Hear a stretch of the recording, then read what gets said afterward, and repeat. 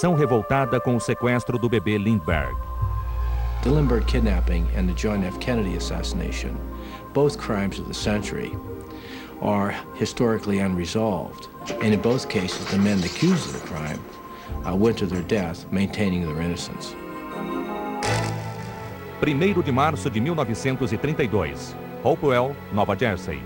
Entre as 8 e as 10 da noite, o filho do aclamado aviador Charles Lindbergh foi sequestrado em seu quarto, no 2º andar da casa da família. A imprensa o chamou de o crime do século. E o longo caminho para solucioná-lo apresentou pistas limitadas e alguns bilhetes de resgate.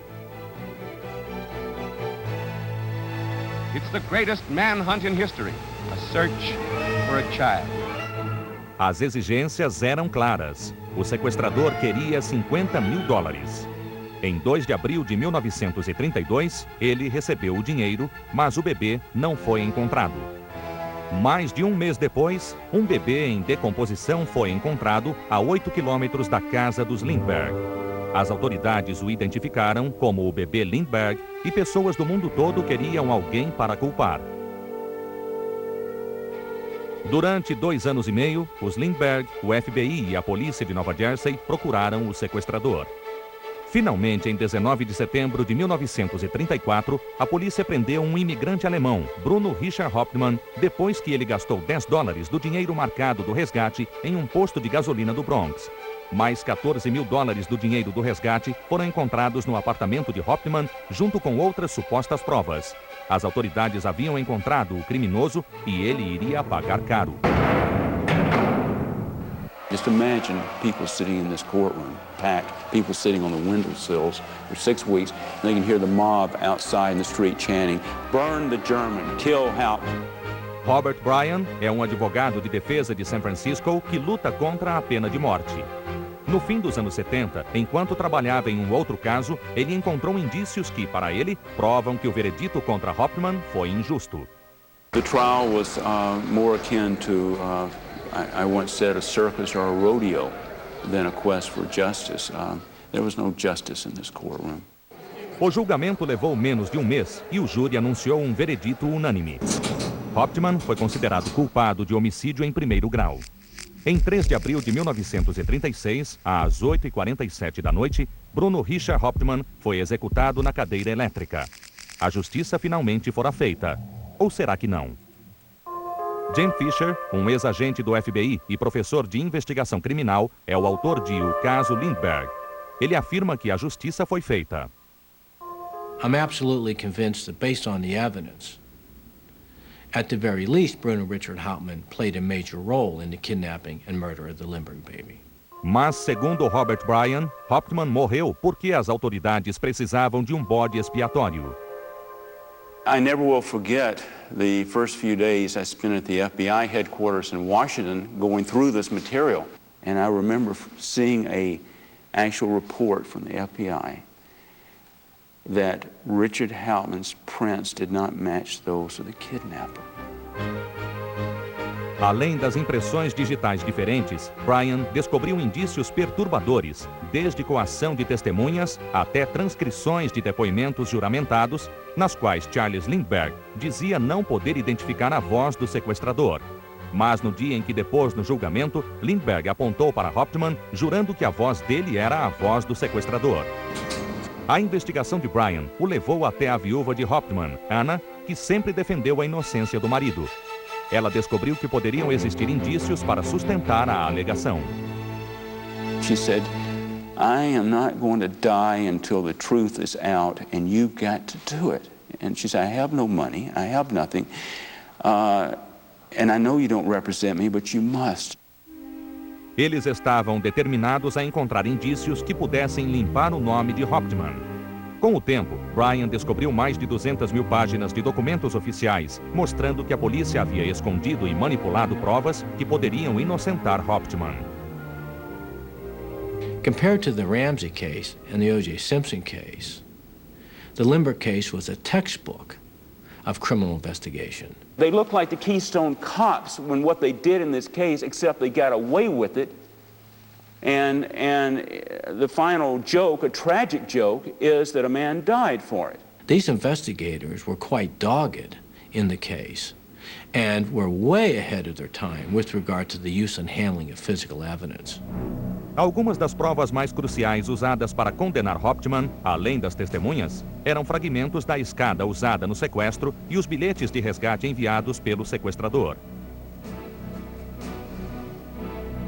Richard Hauptmann was the same writer who wrote all of the Lindbergh kidnap notes. Devido à pressão pública gerada pela investigação de Bryan, o examinador de documentos Paul A. Osborne foi convidado pela Academia Americana de Ciência Forense para reexaminar os bilhetes usando técnicas modernas. 50 anos antes, o pai e o avô de Osborne disseram que Hauptmann, sem dúvida, havia sido o autor dos bilhetes de resgate. After studying their testimony and reviewing all of their photographic exhibits, I felt that a masterful job was done, and that there's no question whatsoever but that the ransom notes were in fact written by Hauptmann. Mas, segundo Bryan, há indícios de que a identificação de Hauptmann como autor dos bilhetes era muito questionável. Em sua investigação, Bryan alega ter encontrado um memorando do FBI de 28 de novembro de 1934, dizendo que os Osborne concluíram inicialmente que a letra de Hauptmann não era igual à do sequestrador. No dia seguinte, eles mudaram as conclusões depois que a polícia anunciou ter encontrado o dinheiro do resgate na casa de Hauptmann. What I discovered was that the two leading handwriting experts, after reviewing Richard Hauptmann's writings and comparing them to the original ransom notes, had told the authorities, in effect, that they had the wrong person. Frequently, an identification can't be made at the start because of a lack of proper or a sufficient amount of known specimen writings, which may have been the case back then. Todas as investigações oficiais posteriores do caso Lindbergh concluíram que o julgamento foi justo e preciso.